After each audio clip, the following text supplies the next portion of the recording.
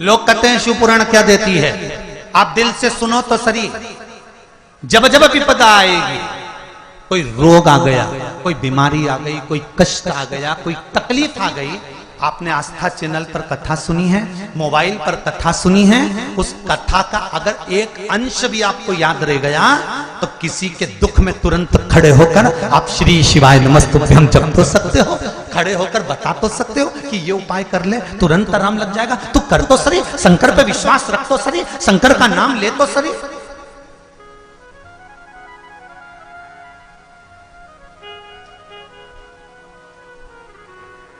अरे भाई उसको भजो तो।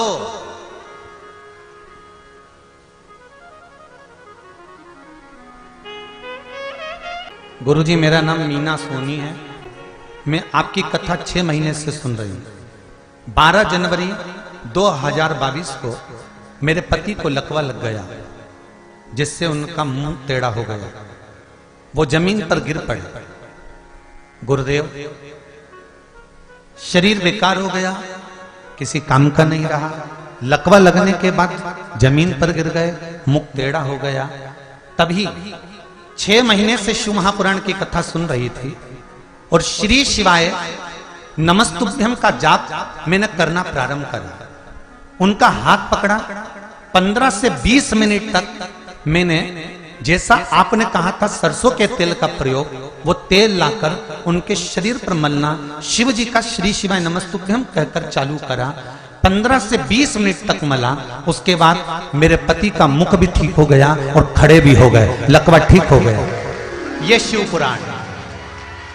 बैठो बहन, बैठ जाइए। हर हर महादेव। ये शिव महापुराण की कथा। अभी तो लोगों को यही नहीं मालूम था कि सूर्य नारायण भगवान को जल चढ़ाते हैं तो वो जल का जो पानी निकलता है, सूर्य की किरण पड़ती है तो शरीर के रोग भी कर देती है। अब लोगों को जरा पानी चढ़ाना चालू तो करने दो। हॉस्पिटल में कोई बीपी और शुगर वाला नहीं जाएगा, सब घर में ही ठीक हो जाएगा। करो तो। नए संवत्सर से नियम बना लो, 1 बाल्टी पानी भरकर रखो, 1 तांबे का लोटा घर के पास में दरवाजे के पास रखो। घर के व्यक्ति से कह दो जब जाओ, जब जाकर जल चढ़ाकर शिव जी को जाना। सुबह उठो, सबसे पहले नहाओ, नहाने के बाद दूसरा काम बाद में, पहले 1 लोटा पानी शंकर जी को चढ़ाओ। और एक बात और ध्यान से सुन लेना, जिसको कैंसर जैसी बीमारी हो, लीवर किडनी की बीमारी हो, डायलिसिस चल रहा हो या बीपी ज्यादा ऊंचा नीचा हो रहा हो, तो रविवार के दिन जब सूर्य नारायण भगवान को अर्घ दो, रविवार के दिन जब सूर्य नारायण भगवान को अर्घ दो, और रविवार के दिन जब सूर्य नारायण भगवान को अर्घ दोगे तो उसी तांबे के लोटे को धोना मत, रख देना। और उसी तांबे के लोटे को रविवार को सूर्य को अर्घ देकर वही तांबे के लोटे में फिर पानी भर लेना, और सोमवार के दिन उसी तांबे के लोटे से शंकर जी को जाकर जल चढ़ा देना, और उस पानी को लाकर थोड़ा सा आचमन कर लेना। बीपी और शुगर लेवल में आना प्रारंभ हो जाएगा। 2-4 हफ्ते कर देखो। सूर्य नारायण भगवान को रविवार के दिन पूजा जाता है। वैसे तो नियम से रोज जल चढ़ना चाहिए, पर अगर बीपी शुगर वाले हैं, आप रोज जल चढ़ा रहे हो तो रविवार सोमवार का ध्यान कर लेना। रविवार को चढ़ाए तो सोमवार को शिव जी को चढ़ाए, उसी तांबे के लोटे से, उसी पात्र से। बस शिव आराधना में एक चीज और याद रखिए कि अहंकार मत आने दो। शिव पंचायत में 5 देव, गणेश जी, विष्णु जी, शिव जी, दुर्गा जी और सूर्य नारायण भगवान। ब्रह्मा जी क्यों नहीं बैठ पाए? क्योंकि उनको बार बार अहंकार आ जा रहा था, बार बार अभिमान आ जा रहा था।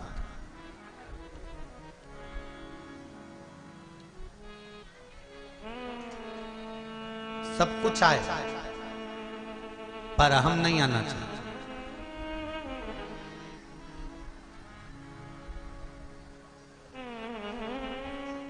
सब कुछ आए पर अहंकार नहीं आना चाहिए। धन कितना भी आए, कितनी भी सत्ता, कितना भी वैभव हो जाए, अहंकार मत आने दो। हाँ तुम समझ गए ना, बस बहुत है, ठीक है। तो बोर बोई रेडी है ना। एक काम करते हैं, 2-4-8 दिन के लिए आ जाते हैं तो हमको छत्तीसगढ़िया सिखा देंगे, ठीक है। छत्तीसगढ़िया सबले बढ़िया हो, उतनी काफी है ना, फिर कहाँ जरूरत है। ठीक है, तो इन्होंने लिखा है गुरुदेव, जिन साहू परिवार में कथा हो रही है, दिनेश जी साहू, ईश्वर जी साहू, वर्षों से रिटर्न बड़ा बाबा, वर्षों से बाबा भोलेनाथ बैजनाथ धाम झारखंड में प्रतिवर्ष सैकड़ों भक्तों को यहां से लेकर जाते हैं गुरुदेव, और शिव जी का दर्शन कराते हैं। ये बाबा की कृपा है। गुरुदेव दिनेश भाई एवं उनका परिवार शिव भक्त, शिव भक्ति के कारण यह कार्य संभव कर पाया। इन्होंने झारखंड के बैजनाथ जी का दर्शन किया होगा ना गुरुदेव, और बाबा ने कृपा करी होगी ना, इसलिए हमको लगता है कि देवादिदेव महादेव ने, शंकर ने कृपा करी है शिव महापुराण के लिए। एक बात बताएं, मां कर्माबाई के पुत्र हो आप सब, साहू परिवार को मैं धन्यवाद देना चाहूंगा। इतनी बड़ी कथा को करवाने के लिए लोग ना जाने कितना कितना चंदा इकट्ठा कर लेते हैं महाराज, पर धन्यवाद दूंगा साहू परिवार को, दिनेश जी, ईश्वर जी और आपके पूरे परिवार को। इतनी दुकानें लगी हैं पूरे गांव के अंदर, दुकानें लगी हैं भक्तों के लिए, और दुकान वाले इनके पास आकर पूछे कि हम कितना रुपया दें तुमको दुकान लगाने का। इन्होंने एक शब्द कहा कि तुम्हें जितना कमाना है कमाओ, हमको 1 रुपया नहीं चाहिए, आप तो शिव का गुणगान गाओ। दिनेश जी, कहीं जगह पर हम लोग कथा करने जाते हैं, अभी हम नाम नहीं लेंगे, छत्तीसगढ़ में भी एक कथा करी है राम जी की कृपा से, नाम क्यों लेना। एक एक छोटी दुकान हो, और केवल छत्तीसगढ़ से मतलब नहीं, हमने जहां जहां करी है मां का भी बता रहा है, छोटी दुकान भी जिनने लगाई है उनसे 4-4, 5-5 हजार रुपए लिए गए हैं, तब जाकर दुकान लगाई गई। मैं आपको नमन करता हूं आपके विश्वास को। बाबा ने कितना दिया और कितना नहीं दिया मुझे नहीं मालूम, और कितना आपके पास में और कितना नहीं है मुझे उससे भी कोई मतलब नहीं। मुझे तो शिव महापुराण करना थी, बाबा ने करवाई। और ये आदिवासी क्षेत्र है, और जिस आदिवासी क्षेत्र में शिव महापुराण की जरूरत हो और मेरे सनातनियों को जगाने की जरूरत हो, उस जगह पर तुम्हारा यह बेटा बैठा हुआ है, जब चाहो जब बुलाओ गजा।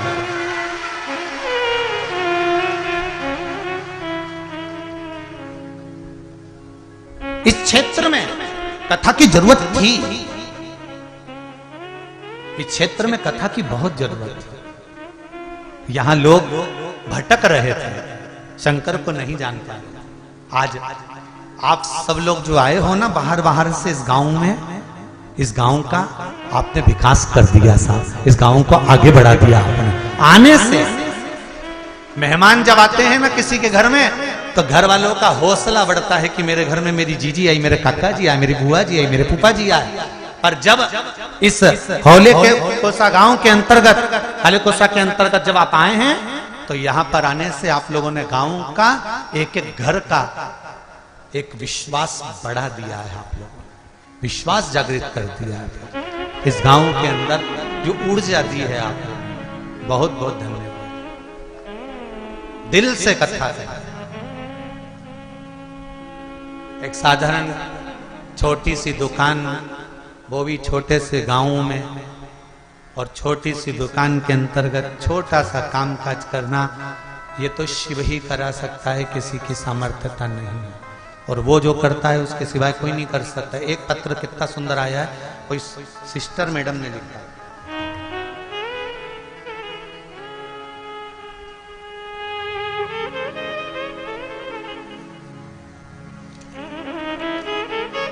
श्रीमती रत्नमाला श्रीवास्तव, चिचोला छुरिया, राजनंद गांव से है। कहीं बैठी हो आप ही हैं? दोनों हाथ हिला दो एक बार, साथ में गुड़िया भी आपके, बधाई आपको बहुत बहुत। गुरुजी, मैं रत्नमाला श्रीवास्तव स्वास्थ्य विभाग में नर्स हूं।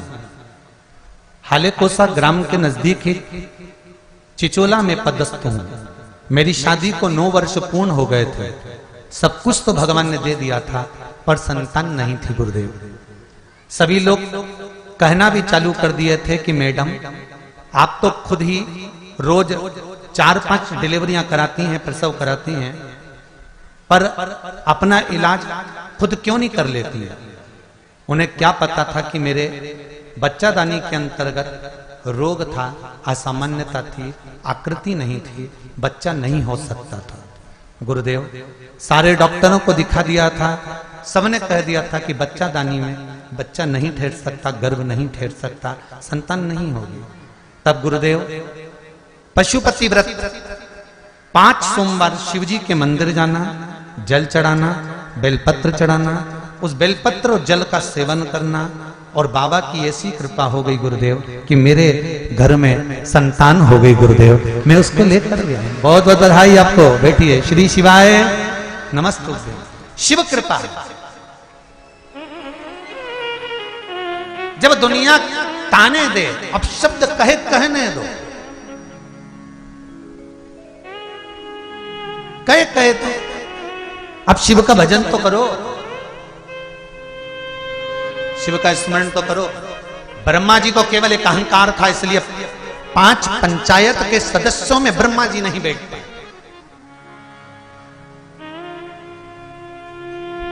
आप और हम अगर अभिमान में आ जाएंगे तो हम भी 5 सदस्यों में नहीं बैठ पाएंगे।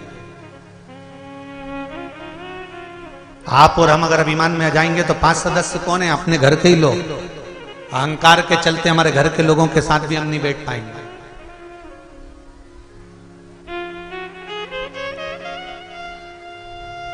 जब अभिमान टूटता है तब सुख मिलता है।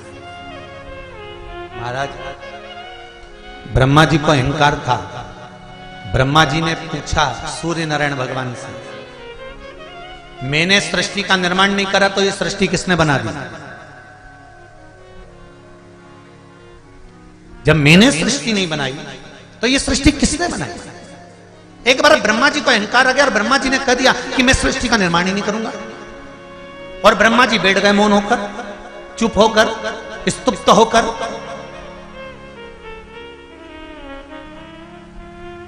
और जब मौन होकर, स्तुप्त होकर ब्रह्मा जी बैठे, सृष्टि का निर्माण बंद हो गया। सृष्टि बनाने वाला कोई नहीं था। ब्रह्मा जी चुप होकर बैठ जाते हैं। देवता घबराने लगते हैं। सृष्टि बनाएगा कौन? सृष्टि का निर्माण कौन करेगा? सृष्टि को आगे कौन बढ़ाएगा? ब्रह्मा जी तो मौन हो गए। पर अच्छे का अहंकार नहीं रहा तो ब्रह्मदेव का नहीं टूटेगा। वही हुआ। एक इंदु नाम के ब्राह्मण थे,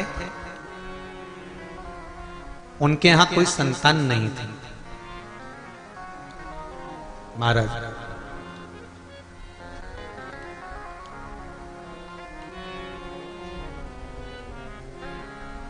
ये पूर्व रचित सृष्टि का वर्णन है। इंदु नाम के ब्राह्मण के घर में औलाद नहीं, संतान नहीं।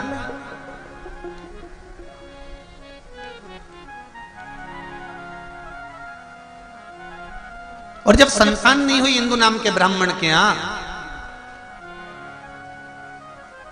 तब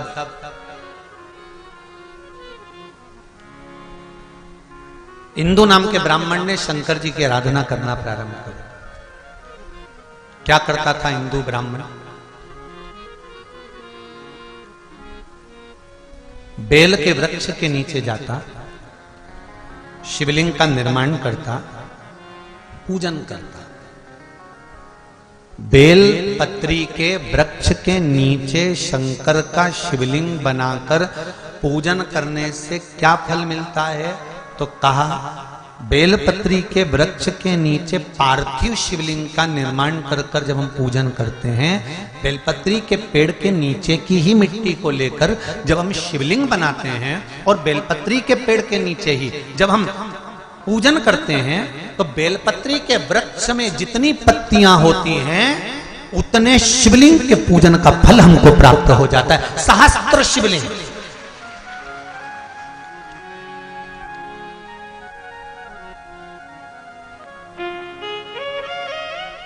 सहस्त्र शिवलिंग का फल।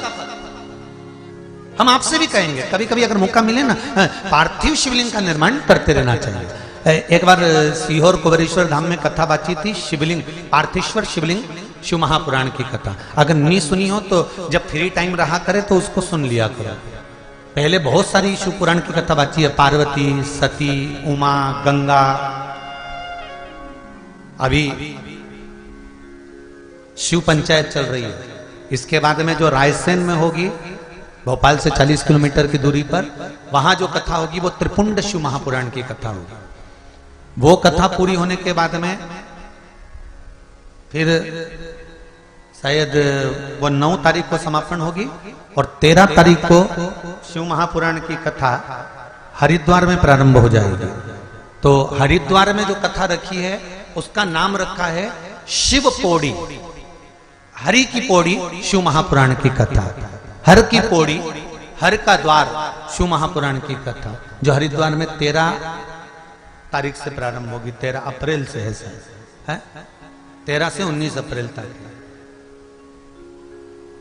हरिद्वार की भूमि। तो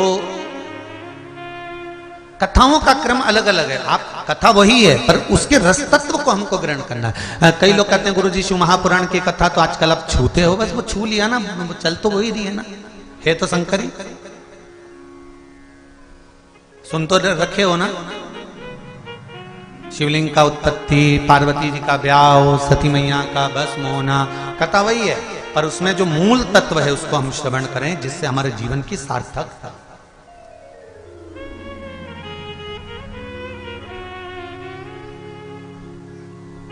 हरिद्वार में 13 अप्रैल से कथा होगी। वो ऋषिकेश रोड पर शिव कोठी है कोई, वहां उस कथा का क्रम रहेगा। हैदराबाद का कोई परिवार है वो करा रहा है। महाराज शिव कथा कह रहे हैं।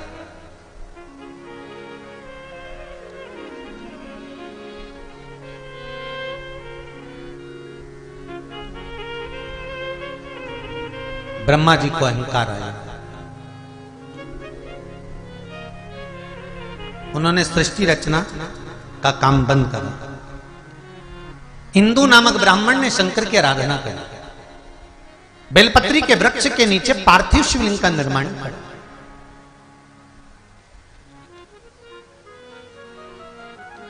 जैसे पीपल के वृक्ष के नीचे लव और कुश ने हनुमान जी को बांध दिया था, हनुमान जी एक एक पीपल के पत्ते को गिन रहे थे और राम राम बोल रहे थे। पत्ते को गिनते जाएं और राम राम बोलते जाएं। उसी तरह जब हम बेलपत्री के वृक्ष के नीचे पार्थिव शिवलिंग का निर्माण करते हैं और उसका पूजन करते हैं तो उस वृक्ष में जितने पत्ते होते हैं उतने शिवलिंग का फल हमारे भाग्य में लिखा जाता है। उसको कहते हैं सहस्त्र शिवलिंग का लाभ। हमारे पार्थिव शिवलिंग की पूजन का लाभ हमारे भाग्य के अंतर्गत हमारी किताब में लिखा जाता है। क्या आपने हजारों शिवलिंग का पूजन किया? आप में से कितने लोग हैं जो पार्थिव शिवलिंग बनाते हैं? हाथ उठाओ जरा। बनाते हो पार्थिव शिवलिंग? रोज नहीं बनाओ तो 6 महीने में एक बार बनाओ, 3 महीने में बनाओ, 2 महीने में बनाओ, महीने में बनाओ, नहीं बने तो श्रावण महीने में बनाओ। पर पार्थिव शिवलिंग का निर्माण करना चाहिए, भले साल में एक बार करो पर करो।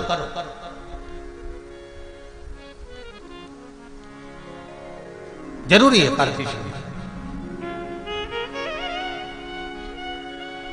महाराज इंदु नामक ब्राह्मण ने भगवान शिव की स्तुति करना प्रारंभ कर।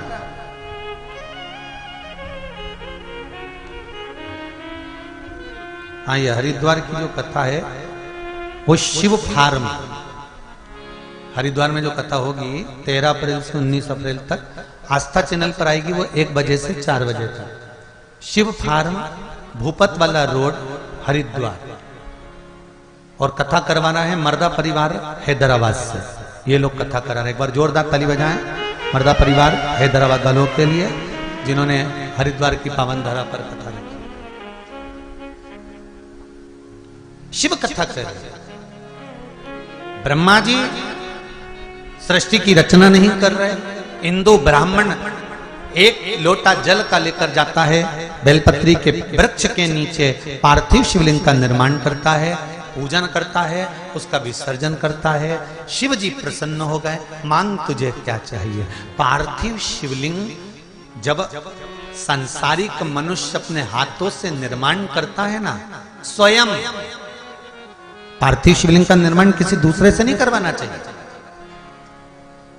आजकल पार्थिव शिवलिंग का निर्माण नई नई डिजाइन से लोग करने लगे, ये अलग बात है, परंतु नियम पार्थिव शिवलिंग का जो नियम है, आजकल तो लोग भगवान का मुख बनाते हैं या वो अन्य स्वरूप बनाते हैं, पर पार्थिव शिवलिंग का जो निर्माण का विधान है, आप जैसा ब्रह्मा और विष्णु ने शिवलिंग प्रकट करा था, बस वैसा ही वैसा शिवलिंग भगवान शंकर का प्रकट कर लीजिए, वैसा कि वैसे ही शिवलिंग का निर्माण कर लीजिए।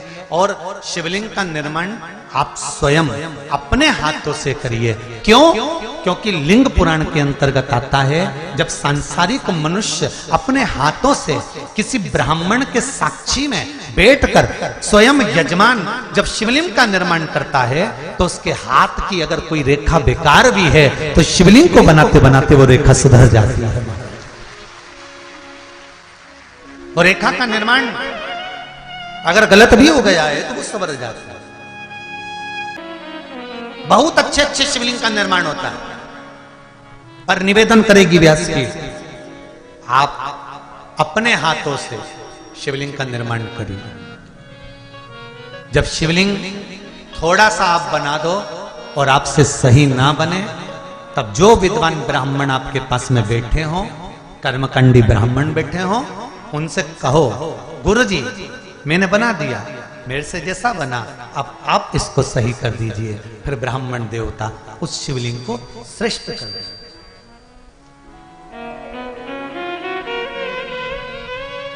हमें बहुत सारी पूजन करना नहीं आती, थोड़ी करो।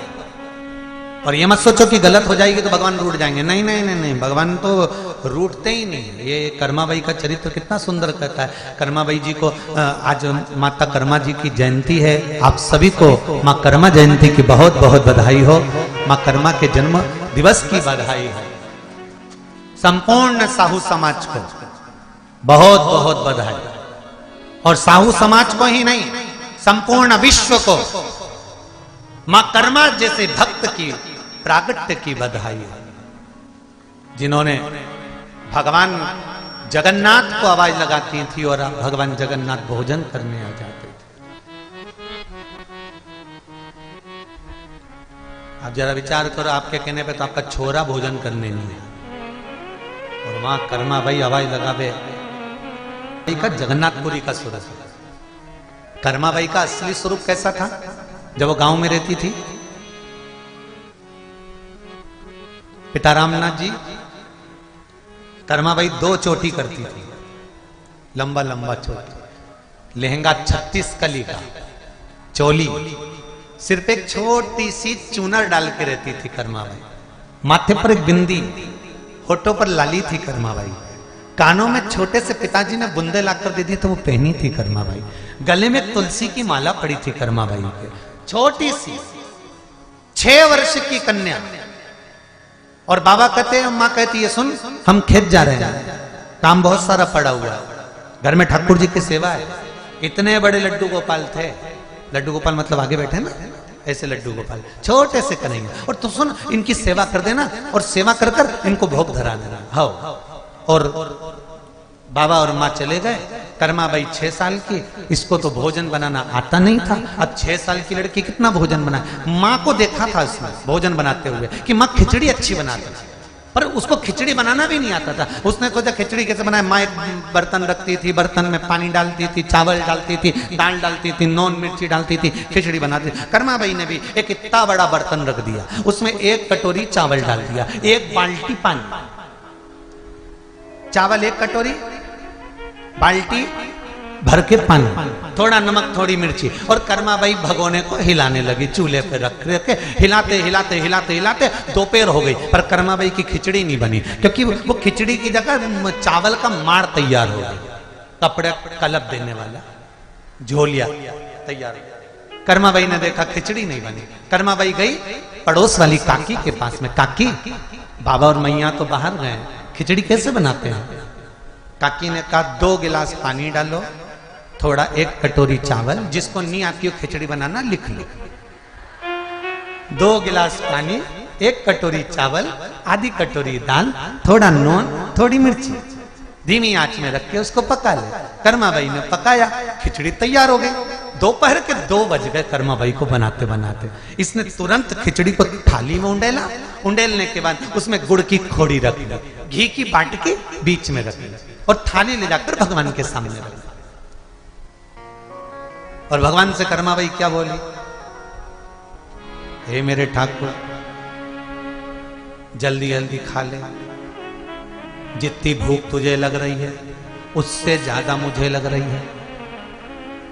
ठाकुर बाबा बोल कर गए हैं भोग लगा देना, मैया कह कर गई है भोग लगा देना, इसलिए तेरे सामने धरी है। भगवान के आगे हाथ जोड़ के बैठी। जैसे ही हाथ जोड़ के बैठी, इतने में तो जो पीतल की मूर्ति थी भगवान की पाषाण की, उसमें से भगवान ये 6 साल की, वो 4 साल का प्रकट हो गया। 4 साल के मेरे ठाकुर प्रकट हो गए और 4 वर्ष के भगवान कृष्ण सामने आके बैठ गए। और जो कर्माबाई ने आंख खोली, खोलते से ही देखा और देखते से भुकुटियों से पूछा। भगवान भी भुकुटी हिला रहे, कर्माबाई भी भुकुटी हिला रही। इतने में कर्माबाई ने हाथ जोड़ के पूछा, ईमानदारी से बोल दे तू कौन है? भगवान बोले, कर्मा मैं तेरा द्वारकानाथ, मैं तेरा सांवरिया सेठ, मैं तेरा श्याम, मैं तेरा कृष्ण। ओहो सांवरिया सेठ, द्वारकाधीश, कृष्ण सांवरिया हो। हमारे कर्मा भगवान को देख रही है। भगवान और कर्मा जब भगवान को देखी तो कर्मा भाई ने पूछा क्यों रे, कहां से आया है? भगवान बड़े प्रेम से बोले, तूने मुझे प्रेम से बुलाया इसलिए मैं प्रेम से आया। तूने प्रेम से बुलाया ना, इसलिए प्रेम से आया। कर्माबाई ने कहा कौन से गांव का रहने वाला है? भगवान बोले मैं और गांव का, मैं तो ब्रज का रहने वाला हूं। अच्छा क्या नाम है तेरा? कृष्ण। अच्छा अपने आप को कृष्ण कहता है, तेरे को शर्म नहीं आती है? भगवान बोले मेरा नाम कृष्ण है तो कृष्ण नहीं कहूंगा, काय के लिए आया है? भगवान बोले भोजन करने हम, खिचड़ी बहुत जोरदार बनी है। कर्माबाई ने कहा तूने तो खाई नहीं, तुझे कैसे मालूम कि अच्छी बनी? जब तूने खिचड़ी खाई नहीं तो तुझे कैसे मालूम? तुझे पता कैसे खिचड़ी कैसी बनी? नहीं नहीं नहीं, कर्मा मुझे तो पाना है। अब कर्माबाई 2 प्रश्न भगवान कृष्ण के सामने रख दिए। कर्माबाई ने कहा सुन, अगर तू कृष्ण है, तू ही मेरा भगवान है, तो मैं तुझसे 2 प्रश्न करूंगी, दोनों के उत्तर सही दे दे तो मैं तुझे खिचड़ी खाने दूंगी। ठीक है। कर्माबाई ने पहला प्रश्न किया, तेरे पिताजी का नाम बता। अब भगवान कृष्ण ने मन में सोचा बताओ इसको मेरे पिताजी का नाम ही नहीं मालूम। भगवान कृष्ण ने कहा मेरे पिताजी का नाम तो वसुदेव जी है। कर्माबाई ने कब तो उठ के खड़े हो जाए, तुझे इतना ही नहीं मालूम कि भगवान कृष्ण के पिता तो नंद बाबा है? भगवान कृष्ण ने अपना माथा ठोका, कहा 2 बाप के चक्कर में पड़ा, अगर आज बाप एक होता तो खिचड़ी तो मिल जाती है। अब कर्माबाई ने दूसरा प्रश्न करा, तेरी मैया का नाम बता दे, मां का नाम बोल। तो कर्माबाई जैसी पूछी तो भगवान कृष्ण को लगा कि पिताजी का नाम जब नंद बाबा बताया ना तो मैया का नाम यशोदा बताया होगा, जी पक्का है। तो भगवान बोले मेरी मैया का नाम तो यशोदा है। इतने में कर्माबाई बोली अब तो उठ ही जा, पूरा ही उड़ जा। तो कर्माबाई ने पूछा वो क्यों? भगवान कृष्ण पूछे वो क्यों? कर्माबाई बोली तुझे इतना नहीं मालूम कि भगवान कृष्ण तो देवकी के जाए थे। भगवान कृष्ण ने मन में सोचा ये कौन रिश्तेदारी बताता, पिताजी बता दिए नंद बाबा, मां बता दी देव, खिचड़ी बीच में लटक गई। अब खिचड़ी का क्या करें? भगवान कहने लगे अच्छा मैं जाता हूं। कर्माबाई बोली रुक जा जीम ले। अच्छा ये कर्माबाई ने हाथ से खिचड़ी के 2 हिस्से कर दिए, इधर भी घी, इधर भी घी, इधर भी गुड़, इधर भी गुड़, ये तेरा ये मेरा, तू पहले खा ले। भगवान कहने लगे मैं खा तो लूंगा पर थोड़ा पर्दा